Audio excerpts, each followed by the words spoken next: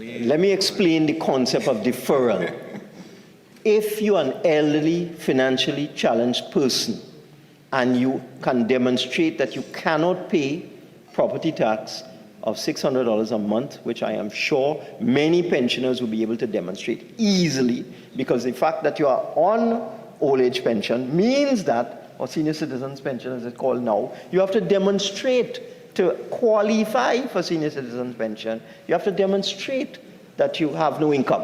Therefore, a person like that would automatically get a deferral. And the deferral means that it is deferred for all time that you are in that situation.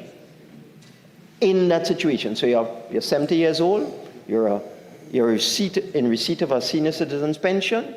One does not expect your situation to improve. You may pass away at age 75 or whatever it is, or age 80 or age 90 as the case may be. And what would happen now is the property would now be inherited by somebody else. That person may be a very wealthy lawyer, like somebody in front of me. And that person who inherits the property now will now be required to pay the tax because they no longer are in the financially challenging situation that the pensioner was. So that the pensioner will pass on the property to a wealthy person. And that person is no longer in the situation where they could continue with the deferral. It's common sense. And then the Honorable Minister said he's going to define deferral for us, as if we need his intellect. The day I need his intellect is when I come down from 5'10.5" to something shorter. I don't need his assistance in understanding deferral. Deferral, he said, well, elderly people who cannot afford his property tax, it will be deferred until, for in perpetuity, whatever he said, until they're dead, right? So 20 years, deferral.